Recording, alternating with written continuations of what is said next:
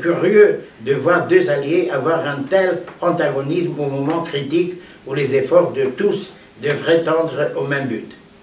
Mais nous sommes aux portes de l'Orient, et si le roumain est un oriental, le russe, tout en étant slave, l'est aussi.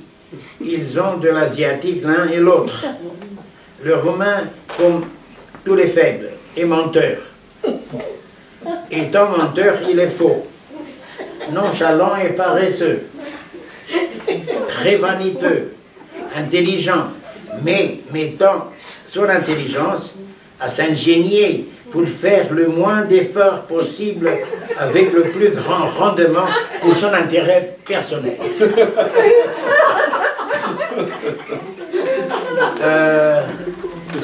C'est pas marrant. À de rares exceptions près, continue la citation, il a un amour fou de l'argent et se vendrait pour en avoir. De ce besoin d'argent aux compromissions louches, il n'y a qu'un pas qu'il franchit allègrement. Il est tout pour l'extérieur, faites attention, pour le paraître, bien rasé, bien coiffé, la moustache en croc, l'œil conquérant, les bottes cirées et des gants, mais une chemise sale ou pas de chemise. Peu lui importe pourvu qu'il soit saupoudré de poudre de riz et que son Spencer lui moule la taille. Très poli, très obséquieux, c'est un latin péjoratif.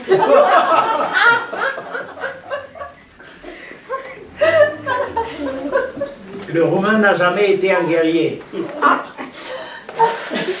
À l'encontre du russe qui le fut, surtout jadis, et qui est susceptible de l'être encore. Moralement, car l'officier roumain qui était déjà bien peu militaire ne va plus l'être du tout. Il passera sa journée à faire la belle la gamba sur la place de l'Union Ayache, une femme sous chaque bras, et en plus du typhus, il sera ravagé par les maladies vénériennes. Voilà un bien sombre tableau. Parce que c'était les gens qui devaient défendre la patrie.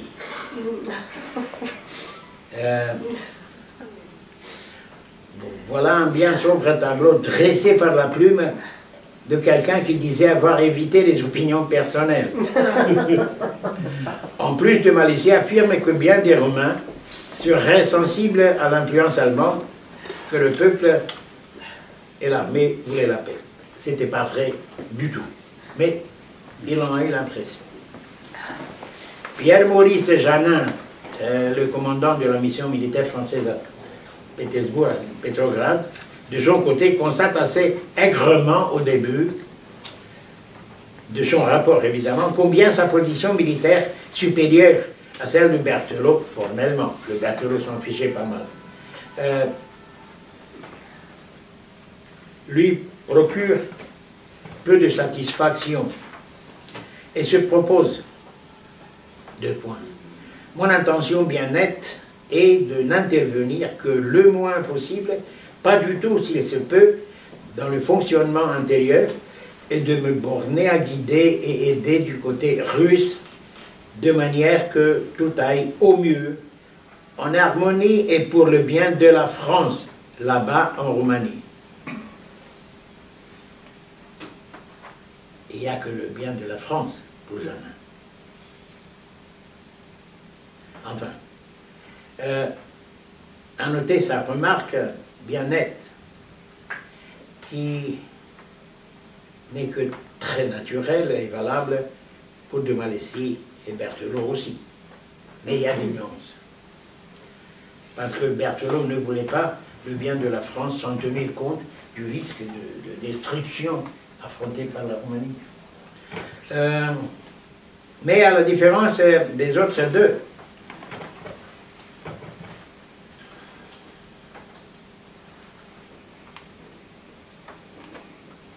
ce qui, bien naturellement, ne pouvait qu'irriter Berthelot, Il trouve avec une vague et vaine supériorité que le rôle de la mission militaire française en Roumanie s'était terminé avec la bataille de Bucarest. Donc, plus question de continuer. Il disait, on ne peut pas réorganiser, ça, c'est pas une armée, ça, c'est pas une armée. Voilà. On s'était cruellement trompé chez nous, sur les Roumains, disait-il dans son rapport envoyé en France, au gouvernement et à l'état-major français. Il ne saurait être question de leur faire des reproches. Ils sont ce que les a fait leur histoire et les conditions où se trouve actuellement leur pays. C'est un peuple d'enfants et qui avait une armée d'enfants. Ils ne savaient rien et sont entrés en guerre croyant que c'était fini, qu'ils n'avaient qu'à paraître pour récolter et que cela ne durerait que quelques instants. Il y avait chez eux, au-dessus d'une masse de paysans peu dégrossis et simples, une classe insuite. Ah, pardon.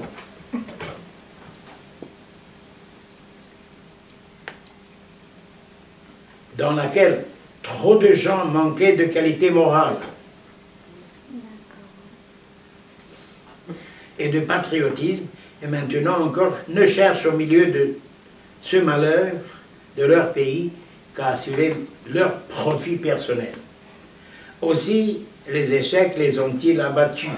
Généraux et officiers ont été trop souvent, sauf de nobles exceptions, au-dessous de leurs hommes de troupes, comme courage et dévouement et la proportion de ceux qui ont abandonné leur unité et maintenant encore ne l'ont pas rejointe, préférant le séjour à l'arrière ou en Russie, est très élevé, et de continuer comme de Malaisie avec les mauvaises relations roumano-russes, la peu de valeur militaire des Roumains, l'irritation des Russes qui devaient faire les frais des déboires provoqués par l'entrée en guerre de la Roumanie, des animosités franco-russes à cause des Roumains, mais il fait mention de deux choses, les suivantes.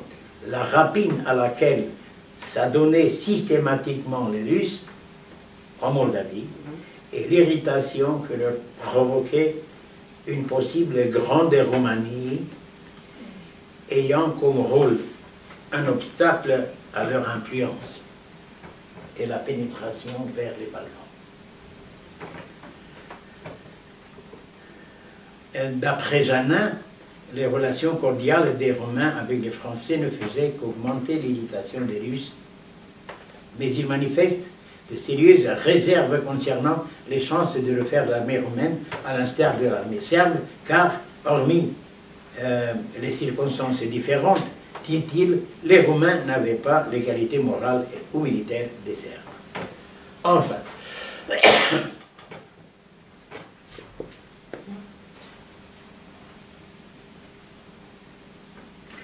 je disais que sur les trois officiers, Malaisie, Janin, Berthelot, ce dernier était l'observateur au statut privilégié. Au début de son séjour en Roumanie, il constate les mêmes carences. Indolence générale, bon soldat, mauvais commandement, du courage mais pas de volonté, gouvernement démoralisé, comportement inégal des troupes sur le champ de bataille, désorganisation, rôle prédominant de l'intérêt personnel. Après son arrivée en Roumanie, le roi Ferdinand lui a dit « Mon général, je vous prie d'aller inspecter les troupes roumaines et de me donner le rapport par la suite, afin qu'on sache ce qui est en réalité. » Et Berthelot, qui avait un terrible sens de l'humour, se rend sur le champ de bataille, inspecte les troupes dans les centres d'instruction. Il revient dire au roi « Sire, j'ai constaté que vous êtes admirablement désorganisé. » Alors, les Romains, dit-il, le 14 décembre 1916, c'était vers la fin de la débâcle, sont vraiment au-dessous de tout ce qu'on peut imaginer, aucune énergie. J'avais pensé au début qu'on pourrait peut-être faire quelque chose avec leur armée, et nous étions à peu près satisfaits du résultat. Mais dès qu'il s'agit de se battre sérieusement, c'est devenu une volée de moineaux, officiers en tête. Si c'était l'ami le plus cher qui était Berthelot, c'est-à-dire cela, à son opinion, à ce moment-là, la situation ne pouvait être sauvée que des Russes, mais constate-t-il, entre ceux-ci et les Romains, les relations sont des plus mauvaises. L'été 1917 était loin encore. L'armée roumaine devait être refaite. Mais la perspective se montre dans ce contexte assez douteuse. On se demande à juste titre ce que peut penser au printemps 1917 Henri Mathias Berthelot, ce général au cœur chaud et à l'optimisme inébranlable. Des chances que fournira à l'entente la performance de l'armée romaine qu'il s'efforce de réorganiser. Car l'amertume de la défaite n'est pas bon conseiller. Mais le 31 mai 1917, à l'occasion de la visite d'Albert Thomas en Roumanie, ministre des armements français, il écrit, Berthelot, à sa nièce. Tous ces exercices ont montré à Albert Thomas et à tous les assistants que les troupes roumaines sont dès maintenant en mesure de reprendre leur place sur le champ de bataille. Beaucoup de gens en doutaient, les Russes le niaient bien haut pour excuser leur propre inaction. Mais quoi qu'on dise, la renaissance de l'armée roumaine éclate maintenant à tous les yeux. Comme je l'ai dit dans une allocution, l'armée roumaine est même meilleure maintenant qu'au premier jour où elle est entrée en lutte, parce qu'elle sait à présent ce que c'est que la guerre moderne et qu'elle comprend mieux la nécessité de l'effort. Et elle savait qu'elle devait défendre la petite partie du territoire national restée sous son contrôle et sous le contrôle du gouvernement. Et les Français ont fait même des opérations d'éducation parmi les militaires. On leur apprenait à écrire. Et on a appris aux aviateurs comment ils devaient se comporter. Ils ont fait venir des avions de France. Il y avait des officiers, je l'ai déjà dit, mitrailleurs, qui instruisaient les mitrailleurs, tout, absolument tout. C'était un peu son ambition et son orgueil, à lui, et son terrible sentiment de satisfaction à voir que ces gens bougeaient pourtant. Ce n'étaient pas des fêtards qui ne savaient que pourrir le jus.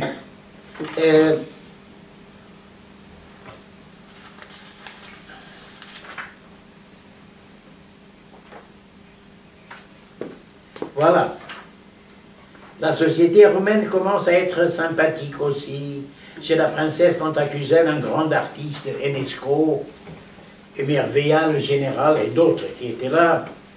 Et il ne pouvait que remarquer avec étonnement comment ces gens indolents, dépourvus d'énergie, officiers et soldats, avaient pu se métamorphoser en quelques mois. Le 19 juillet 1916, il est très content de l'état matériel et moral des troupes roumaines. Je reviens, dit-il, en somme, très content de ma visite à l'armée roumaine. Tout est prêt pour l'attaque. Elle est impatiente de passer à l'attaque. Le 23 juillet, Berthelot trouve que les troupes roumaines sont, je cite, sont en excellente disposition. Et le 5 septembre 1917, il déclare content. Les Boches ont dû se rendre compte que le roumain ne se digère pas comme le russe. Ils se retiraient. Les Russes quittaient le front.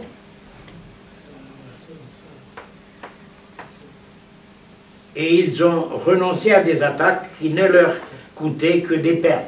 Référence aux batailles de juillet-août 1917.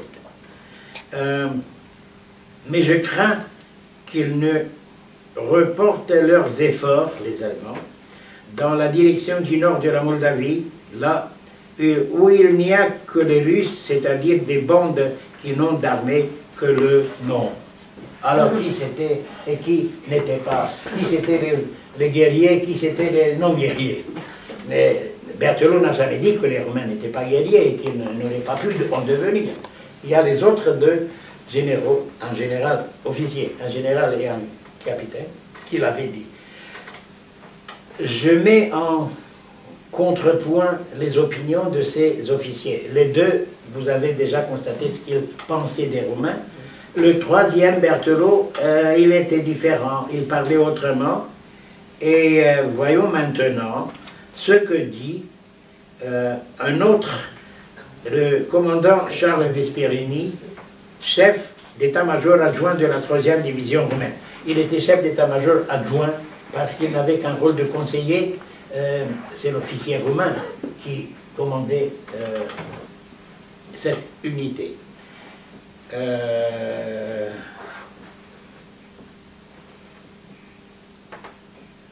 Et évidemment, il a demandé que ce rapport ne soit pas montré aux Romains parce qu'il contient des choses sensibles et des appréciations à l'adresse de certaines personnalités qui ne plairaient pas à ces personnes-là.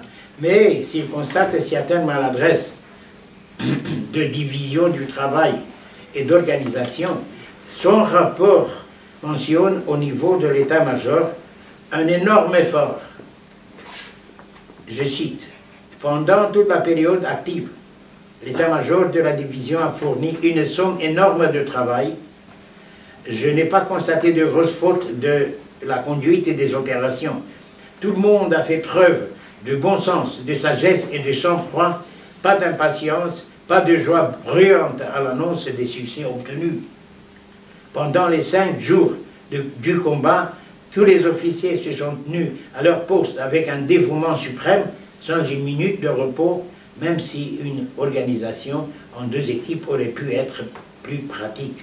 Chacun dort où il peut, parmi les soldats, dehors, mange ce qu'il trouve, ce qui n'est pas nécessairement mot, mais ils n'ont pas oublié leur devoir. Voilà maintenant quelle énorme différence entre ce que disaient les premiers deux, entre ce que disait aussi Berthelot, qui avait déjà constaté le résultat excellent de ses efforts à lui d'instruction de l'armée romaine.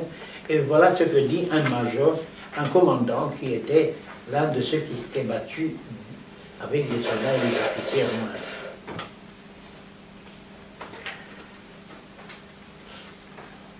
Ceux qui avaient confiance dans les Romains, qui leur avaient fait confiance, semblent, à la lumière de ce document, ne s'être pas trompés.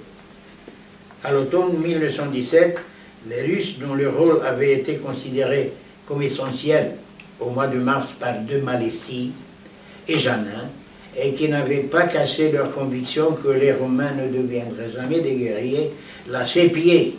Le 23 janvier 1918, le général Henri Mathias Berthelot ne trouvait plus de paroles pour exprimer son mécontentement à l'égard des Russes. Je cite, « Avant-hier, écrit-il, ils ont tiré des coups de fusil sur les bataillons romains qui assuraient la police à Galate et des coups de canon sur la ville. » Parce qu'ils étaient déjà des déserteurs. Ils quittaient le front et on procédait à la maraude et à la rapine sur le territoire de leurs alliés. Ils voulaient aller à la maison. C'était la propagande des bolcheviks qui avait commencé en catimini dès le début de la guerre. Et maintenant, à la guerre comme à la guerre, mais allons à la maison et prenons tout ce qu'on peut en Roumanie. Surtout le vin des caves moldaves.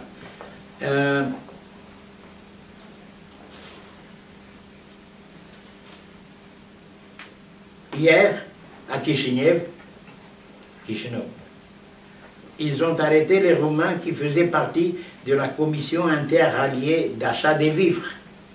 C'est tout juste s'ils n'ont pas fait autant avec les officiers anglais, français et américains. En tout cas, ils se sont emparés de près de 2 millions de roubles donnés par les Alliés pour ces achats de vivres pour l'armée roumaine et russe.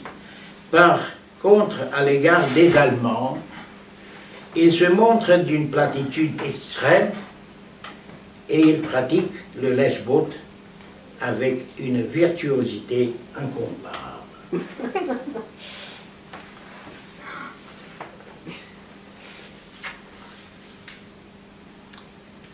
Et quand les Romains ont dû faire la paix, printemps 1918, à cause de l'écroulement total du front russe, quand les Allemands ont pénétré dans l'Ukraine jusqu'au nord de la mer Noire, le général Berthelot a lancé un manifeste et a parlé à ses subordonnés de la façon suivante. Nous ne pouvons pas oublier que l'armée romaine, depuis le jour où elle est entrée en guerre, s'est battue avec courage et fidélité. Nous ne pouvons pas oublier que le peuple romain a témoigné au cours des dures épreuves de l'hiver, au cours des luttes de cet été, sa résolution et sa discipline. Nous savons aussi que tous ces vœux eussent été pour la victoire complète et ont répondu à ces efforts avec du courage, et que seule la défaillance de son allié russe l'a amené à envisager la paix, le peuple romain. Nous saurions encore moins oublier que nos officiers ont été reçus en amis dans les régiments et dans les états-majors romains, qu'ils y ont forgé en travaillant et en combattant des amitiés que rien ne saura rompre.